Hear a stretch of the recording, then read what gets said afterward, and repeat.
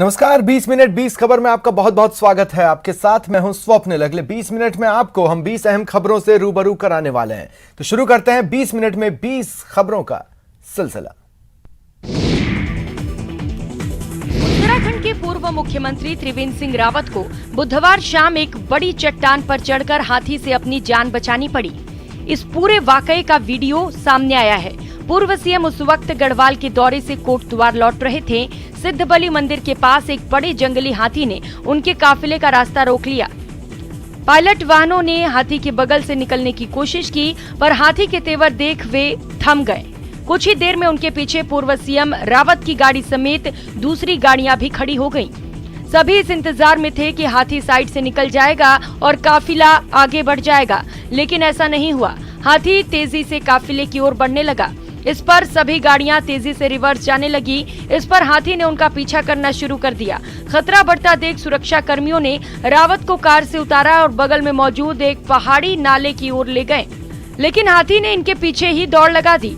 इससे बदहवास सभी लोग वहां एक बड़ी सी चट्टान पर चढ़ गए। उनके पीछे पीछे हाथी भी नाले में पहुंच गया। वे कुछ देर वहीं रुका रहा और चिंघाड़ता रहा। हाथी ने सूंड में पानी भरकर भी एक दो बार उछाला। जैसे ही हाथी कुछ देर के लिए शांत हुआ, पूर्व सीएम समेत सभी लोग वहां कूदकर नीचे भागे और वाहनों में बैठकर सुरक्षित निकल गए।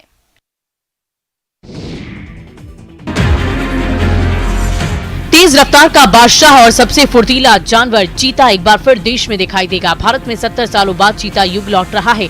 नामीबिया से 8 चीते कार्गो विमान से भारत लाए जा रहे हैं, क्योंकि भारत में चीता लुप्त प्राय है। ये 8 चीते नामीबिया से पहले राजस्थान के जयपुर लाए जाएंगे और इसके बाद इन्हें मध्य प्रदेश के भोपाल में कूनो पालपुर नेशनल पार्क ले जाया जाएगा। 17 सितम्बर को सुबह 7 से लेकर 8 बजे के बीच ये चीते कार्गो प्लेन के जरिए जयपुर जाएंगे। इसके बाद भोपाल के कूनो नेशनल पार्क तक का सफर हेलीकॉप्टर के जरिए किया जाएगा। एहतियात के तौर पर ये बहुत जरूरी है कि किसी लंबी यात्रा के दौरान एक जानवर को खाली पेट रखा जाए। आपको बता दें कि चीतों के आने की ये पूरी प्रक्रिया पर्यावरण मंत्रालय की निगरानी में पूरी हो रही है और मंत्रालय के अधिकारी लगातार नामीबिया के अधिकारियों के संपर्क में हैं। करीब 70 साल पहले ही चीते विलुप्त हो चुके हैं और इन्हें फिर से बसाने के लिए नामीबिया से 8 चीते लाए जा रहे हैं। 17 सितम्बर को अपने जन्मदिन के मौके पर प्रधानमंत्री नरेंद्र मोदी 3 चीतों को यहाँ क्वारंटीन में छोड़ेंगे।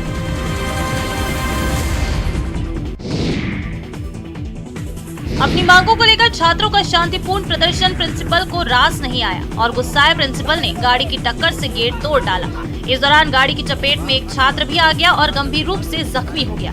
घटना जैसलमेर जिले के मोकला गांव की है, जहां छात्र अपनी मांगों को लेकर गेट पर बैठकर प्रदर्शन कर रहे थे। इसी दौरान प्रिंसिपल दरिया बहरट ने गाड़ी से टक्कर मारकर गेट तोड़ने की कोशिश की। इस दौरान एक छात्र घायल हो गया, जिसे इलाज के लिए जिला अस्पताल ले जाना पड़ा। घटना के बाद ग्रामीण आक्रोशित हो गए और स्कूल पर जा पहुंचे। ग्रामीणों ने प्रिंसिपल के खिलाफ कार्रवाई की मांग की। वारदात के बाद प्रिंसिपल ने खुद को स्कूल के कमरे में बंद कर लिया। ग्रामीणों का कहना है कि स्कूल में लंबे समय से अंग्रेजी और संस्कृत विषय के शिक्षकों के पद खाली हैं।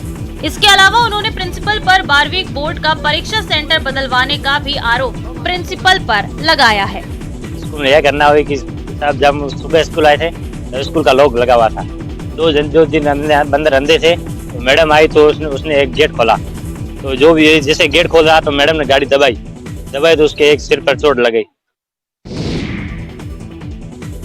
शुरू में बिजली पोल पर तार लगाने के विवाद को लेकर दो परिवारों के बीच जमकर मारपीट हुई। मामला सादुलपुर तहसील के कांजड़ गांव का है। मारपीट का वीडियो सोशल मीडिया पर भी वायरल हो रहा है। इस मारपीट में दोनों पक्षों के करीब 13 लोग घायल हुए हैं, जिन्हें इलाज के लिए अस्पताल में भर्ती कराया गया। वायरल वीडियो में एक युवक को लोग पीटते दिखाई दे रहे हैं। घायल युवक बचाव के लिए चिल्ला रहा है। आरोप है कि मारपीट के बाद युवक को उठाकर एक कमरे में बंद कर दिया गया। बंद युवकों को छुड़ाने गई उसकी बहन को नहीं बख्शा और उसे पटक दिया। जानकारी के मुताबिक ये झगड़ा बिजली पोल पर तार लगाने को लेकर शुरू हुआ था। बकरी छोड़ इतना एक छोरी ने पकड़ रखी, छोरी पकड़ रखी, मैं छुटाने लगी फिर मैंने महामारी कितने लोग मारपीट में 10 5 6 जने।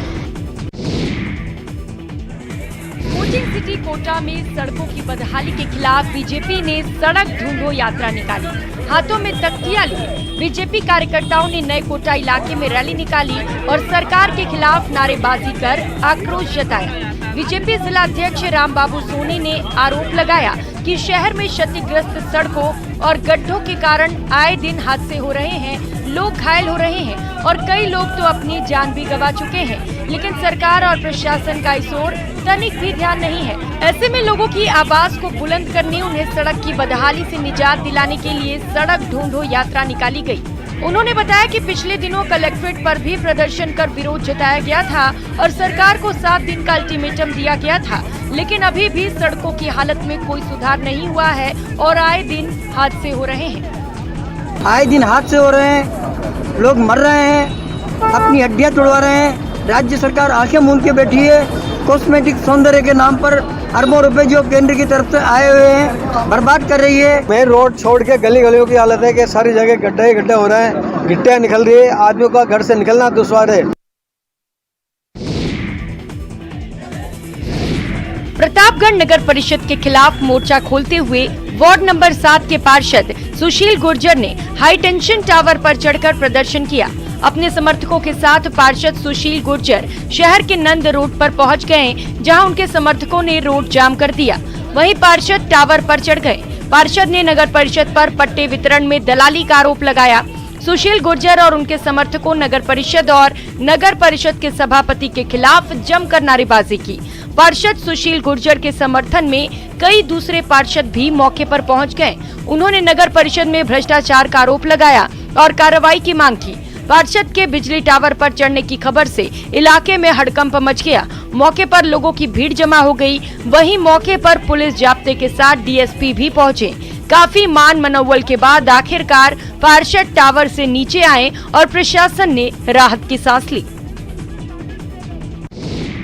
बम के धमाकों से पूरा इलाका थर्रा उठा। सड़क पर पुलिस की गाड़ियां दौड़ने लगी, एम्बुलेंस के सायरन गूंजने लगे। पूरे इलाके में हड़कंप मच गया। खबर आई कि जैसलमेर के समरोड इलाके में एक होटल पर आतंकियों ने हमला कर दिया है। आतंकवादी होटल में घुस गए। थोड़ी ही देर में पुलिस मौके पर पहुंच गई और मोर्चा संभाल लिया। अभी लोग कुछ समझ पाते इससे पहले ही चार्टर प्लेन से एनएसजी के कमांडो पहुंच गए और उनके साथ डॉग स्क्वाड भी था। आतंकवादी हमले को लेकर एनएसजी जवानों की ब्रीफ किया गया। इसके बाद एनएसजी कमांडो होटल में पहुंचे और आतंकवादी पकड़े गए। जैसलमेर में मॉक ड्रिल के दौरान ऐसा ही कुछ देखने को मिला जब बुधवार की शाम हनुमान चौराहे पर फायर ब्रिगेड और एम्बुलेंस के साथ पुलिस की भारी मौजूदगी से लोगों के दिलों में किसी अनहोनी की आशंका घर कर गई। हालांकि बाद में पता चला कि आतंकी हमलों से निपटने के लिए ये एक मॉक ड्रिल थी। एनएसजी के एक मॉक ड्रिल के दौरान देखने को मिला। जैसलमेर में ये पहला मौका था जब एनएसजी का मॉक ड्रिल किया गया और देर रात उन आतंकवादियों को पकड़ लिया गया। सीमा पार से चीन की हरकतों का करारा जवाब देने के लिए उत्तराखंड के उत्तरकाशी जिले के चिन्यालीसौड़ हवाई अड्डे पर एयरबेस बनाया जा सकता है। पहली बार इस हवाई अड्डे पर वायुसेना के 4 हेलीकॉप्टर उतरने के बाद इस चर्चा को बल मिला है। सहारनपुर के सरसावा एयरबेस से आए हेलीकॉप्टर्स ने करीब आधे घंटे तक लैंडिंग और टेक ऑफ का अभ्यास किया। मंगलवार और बुधवार को एयरबेस सरसावा से 2 अपाचे हेलीकॉप्टर और 2 MI-17 हेलीकॉप्टर चिन्यालीसौड़ आए। सेना से जुड़े सूत्रों के मुताबिक अक्टूबर में वायुसेना यहां अभ्यास कर सकती है। इस दौरान वायुसेना के अधिकारी और तकनीकी स्टाफ यहीं ठहरेंगे।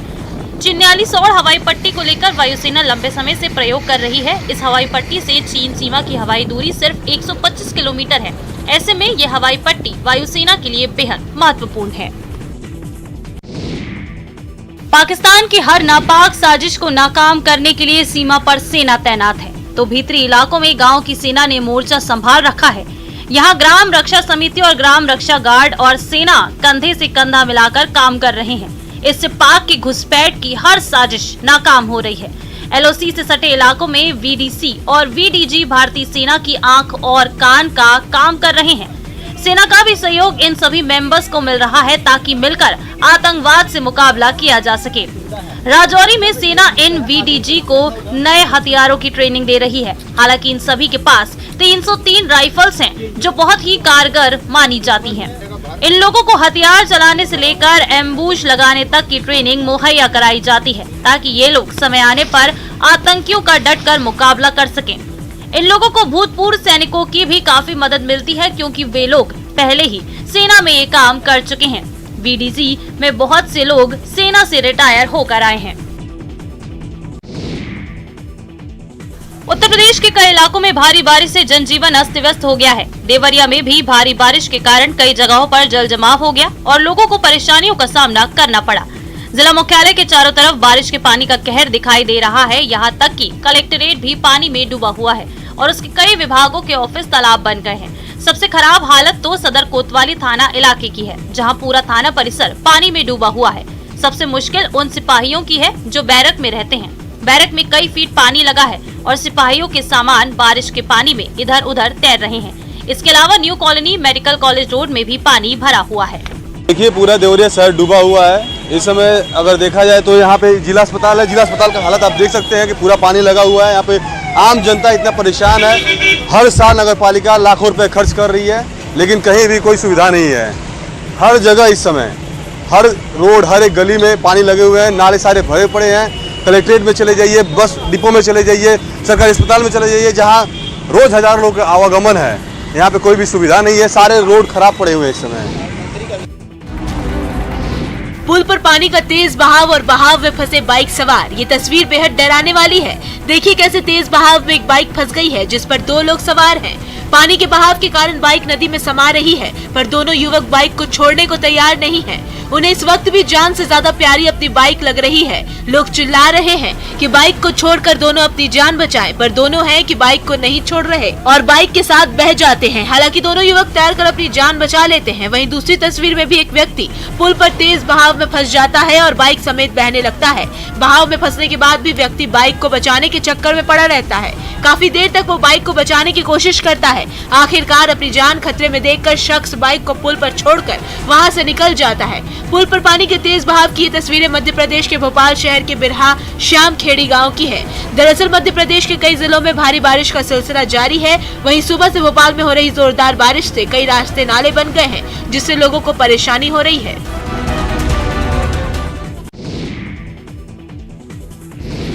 मध्य प्रदेश में 2 दिन से भारी बारिश का दौर जारी है। प्रदेश के अधिकतर इलाकों में भारी बारिश से बाढ़ के हालात पैदा हो गए हैं। उज्जैन में भी बुधवार सुबह शुरू हुआ बारिश का सिलसिला शाम तक जारी रहा।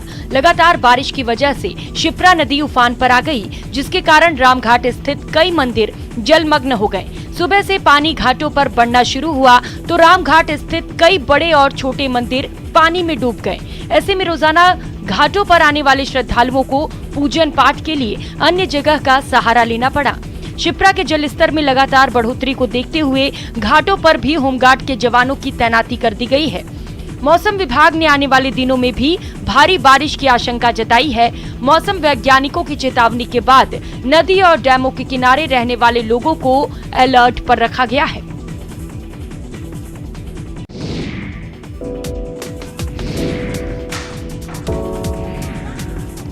ये तस्वीर बीजापुर से सामने आई है। स्वास्थ्य कर्मियों के जज्बे को लोग सलाम कर रहे हैं। ये स्वास्थ्य कर्मी 3 नदियों को पार कर दुर्गम गांव में पहुंचे और लोगों को कोरोना का टीका लगाया। दरअसल कोविड का टीका लगाने के लिए स्वास्थ्य विभाग ने एक टीम तैयार की है, जिसे गांव-गांव में जाकर लोगों को टीका लगाने की जिम्मेदारी सौंपी गई है। आप तस्वीरों में देख सकते हैं, गर्दन तक पानी में डूबे स्वास्थ्य कर्मी नदी पार कर रहे हैं। जान जोखिम में डालकर वैक्सीनेशन अभियान चलाया जा रहा है ताकि लोगों की जिंदगी को सुरक्षित किया जा सके। ये स्वास्थ्य कर्मी मरुड़ा बाका, लिंगापुर, नीला कांकेर गांव में जाकर लोगों को टीका लगा रहे हैं। जब प्रदेश भर के अलग अलग इलाकों से स्वास्थ्य कर्मियों की लापरवाही की तस्वीरें सामने आ रही हैं, ऐसे में लोग इन तस्वीरों को देखकर हैरान हैं। इन स्वास्थ्य कर्मियों की सराहना भी कर रहे हैं।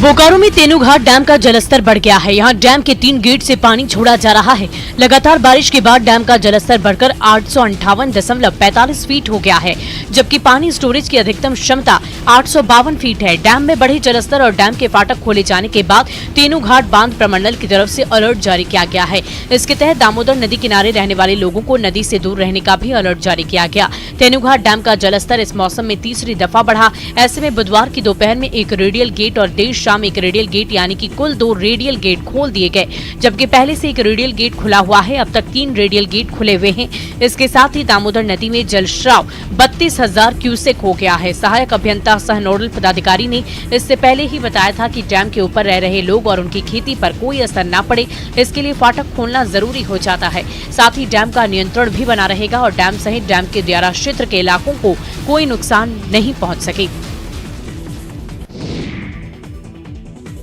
प्रदेश में इस बार मानसून की अच्छी बारिश से किसानों की बाछें खिली हैं। अच्छी बारिश के कारण किसानों को उम्मीद है कि इस बार उनके खेत खूब अनाज उगलेंगे।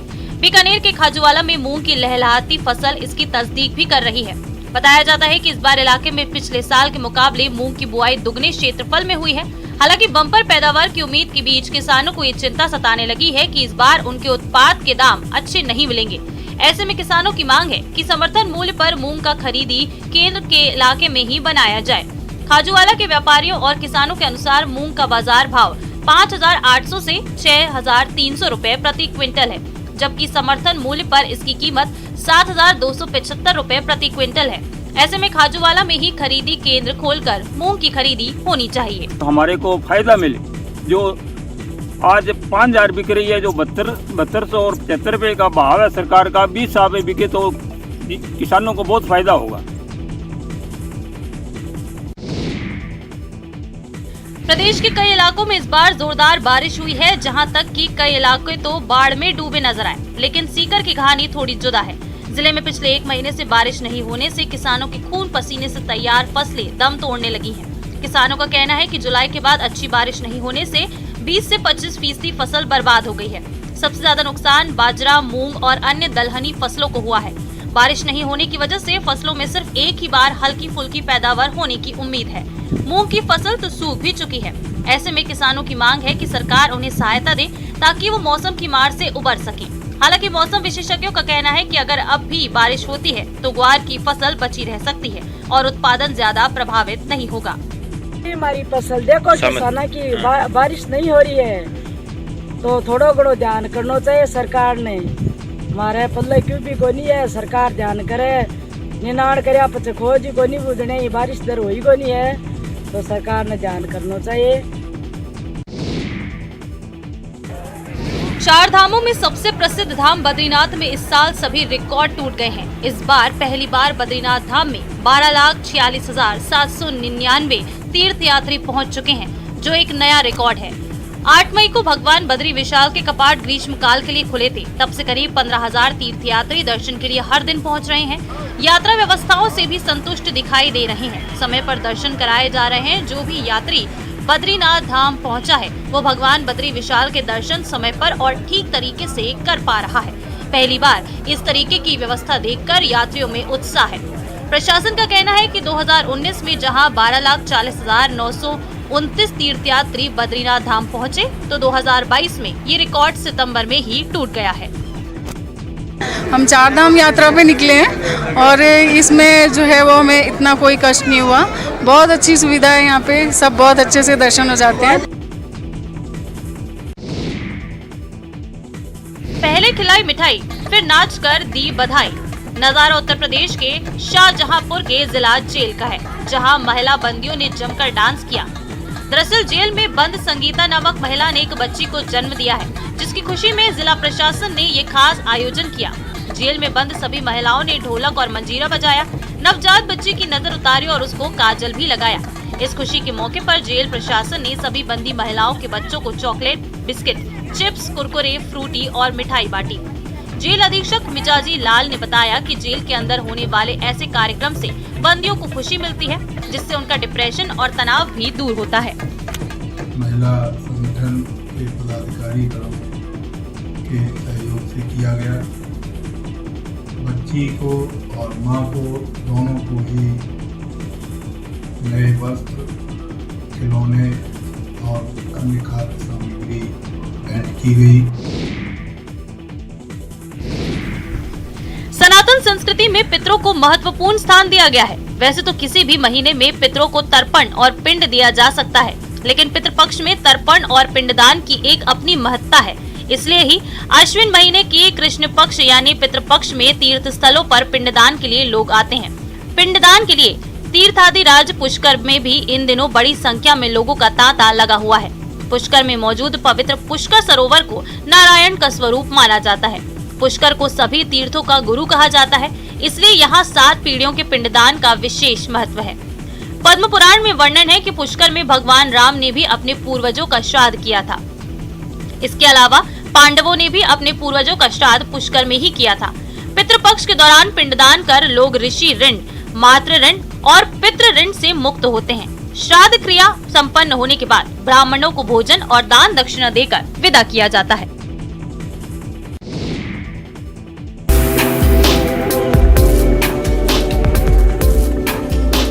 देश के 50 यंग इनोवेटर्स में मध्य प्रदेश के उज्जैन से 8वीं कक्षा के छात्र ने कमाल कर दिखाया। छात्र ने एक ऐसा अटैक डिटेक्टर बनाया है जो आतंकी दंगे और महिला अपराध संबंधित गतिविधियों को लेकर पुलिस को अलार्म के जरिए अलर्ट कर देगा। इन्हें 16 सितंबर को दिल्ली में केंद्र की ओर से सम्मानित किया जाएगा। दरअसल भारत सरकार पीएम मोदी के निर्देशन में डिजिटल इंडिया के तहत लगातार कार्य कर रही है और देश भर में ऐसे यंग इनोवेटर्स को ढूंढ रही है जो बड़े से बड़े टास्क को आसानी से करने का हुनर रखते हैं। ऐसे ही देश भर के 50 यंग इन्वेस्टर्स का सिलेक्शन कर स्कूली छात्रों की टीम भारत सरकार के विज्ञान और प्रौद्योगिकी विभाग ने खोज निकाली है, जिसमें मध्य प्रदेश के 3 छात्र शामिल हैं। फिलहाल इतना ही। नमस्कार।